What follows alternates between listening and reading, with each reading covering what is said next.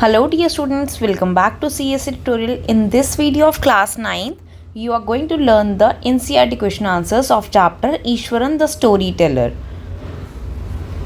Question of this chapter is, in what way is Ishwaran an asset to Mahendra? Its answer is, Ishwaran was the cook of Mahendra. He would follow him uncomplainingly wherever he was posted. He would cook for him, wash his clothes, and chat away with him. He could weave out endless stories and anecdote on varied subjects. So, he was an asset to Mahendra. तो ईश्वरन है वो महेंद्र का cook था. उसको जो भी काम दिया जाए वो सब काम कर लेता था. उसको चाहे वो कपड़े धोने के लिए, खाना बनाने के लिए या उसके साथ बातचीत करने के लिए, उसको कोई भी बात बोली जाए वो बहुत बड़ी बड़ी एंडलेस स्टोरीज जो थी वो बना लेता था. तो इसीलिए ईश्वरन जो है वो महेंद्र का असेट था. Second question is, how does Eswaran describe the uprooted tree on the highway? What effect does he want to create in his listeners? Eswaran ने जो है वो अपरूटेड ट्री को किस तरीके से डिस्क्राइब किया था, क्योंकि वो कहानियाँ बुनता रहता था, तो उसने कैसे डिस्क्राइब किया था और क्या स्पेशल इफेक्ट वो अपने लिसनर्स के लिए क्रिएट करना चाहता था. So it's answer is, Eswaran had the quality of narrating even the smallest incident in impressive way. He said, the road was deserted and I was all alone. Suddenly, I spotted something that looked like an enormous bushes beast lying sprawled across the road. I was half inclined to turn and go back, but as I came closer, I saw that it was a fallen tree with its dry branches spread out. He wants to create suspense in his listeners. अब जो वो एक highway के ऊपर एक आधा उखड़ा हुआ पेड़ था, उसको बताने के लिए उसने कहा था, एक दिन मैं सुनसान सड़क से जा रहा था और एकदम से मेरी नज़र एक ऐसी उस पर पड़ी. वो बड़ा सा एक जाइंट जो है, बीस का मतलब होता है एक giant animal kind of structure, ठीक है ना. वो ऐसा सड़क पे उसको दिखा. वो कहता मैं वापस मुड़ने ही वाला था, बट जैसे ही मैंने उसके पास जाकर देखा कि वो एक गिरा हुआ पेड़ था जिसकी सूखी ब्रांचेस थी.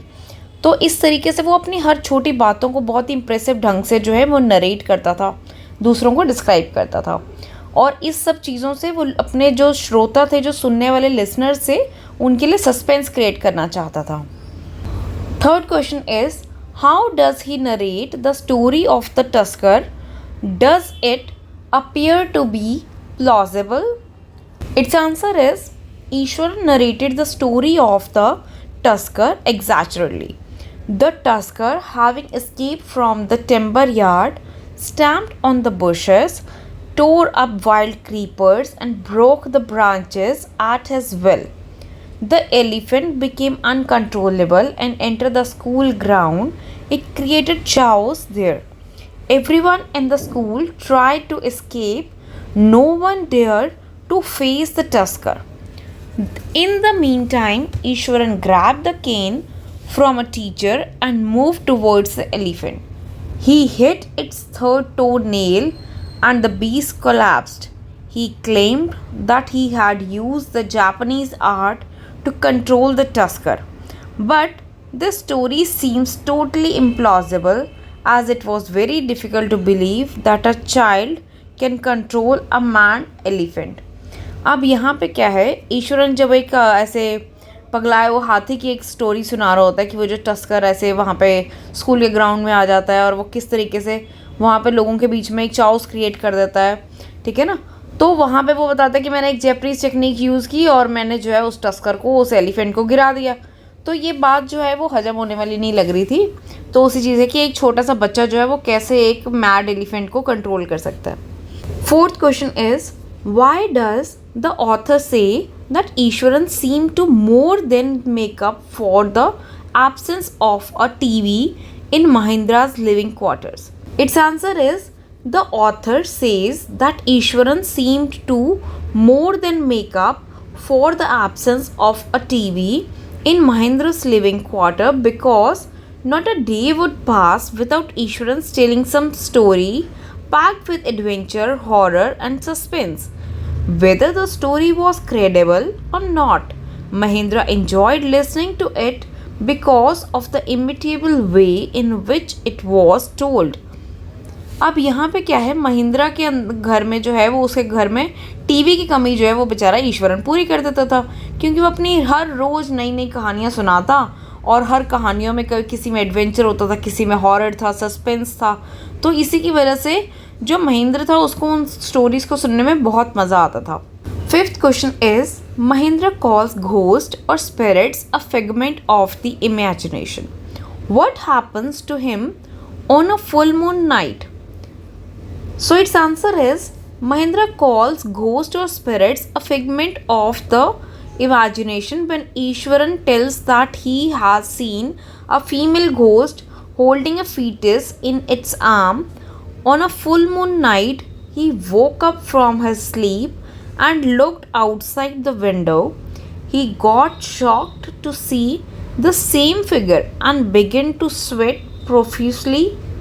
अब यहाँ पे क्या है, जो महेंद्र है वो कैसे भूत प्रेतों की जो है वो इमेजिनेशन को डिस्क्राइब कर रहा होता, कि वो जो पूर्णमासी की रात है उसमें किस तरीके से क्या हुआ होता उस चीज़ को डिस्क्राइब कर रहा होता है यहाँ पे, कि कैसे एक जो फीमेल घोस्ट है, एक जो भूतनी है, वो एक फीटस को अपने हाथों में पकड़ के खड़ी है, ठीक है ना, और वो कैसे अपनी नींद से उठता है, अपनी खिड़की से झांकता है। तो उन सब चीज़ों को महेंद्र जो है वो डिस्क्राइब कर रहा होता, बता रहा होता है, और उससे वो कैसे डर जाता है। Sixth question is, can you think of some other ending for the story?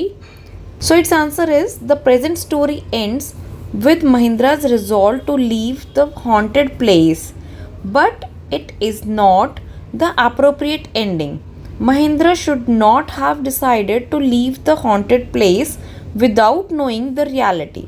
The other end of the story could be courageously Mahindra approached the woman and tried to know the reality. As soon as Mahindra caught the woman, it became the revelation of the mystery. It was none but Ishwaran in the guise of a ghost of woman.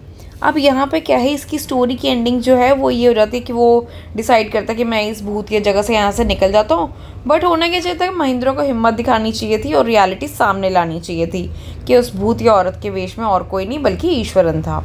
बच्चों, आशा करती हूँ कि आपको इस chapter के question answers अच्छे लगे हों। अगर वीडियो अच्छी लगी है तो वीडियो को लाइक करो। आपको और कौन से चैप्टर्स के क्वेश्चन आंसर्स करने हैं या और कौन से वीडियोस देखना चाहते हो, कमेंट सेक्शन में लिख के ज़रूर बताना। वीडियो अच्छी लगी है तो प्लीज़ अपने फ्रेंड्स के साथ भी ज़रूर शेयर करो, और अगर अभी तक CSA ट्यूटोरियल को सब्सक्राइब नहीं किया है तो प्लीज़ चैनल को सब्सक्राइब करो। वीडियो अच्छी लगी है तो लाइक करना। Thank you.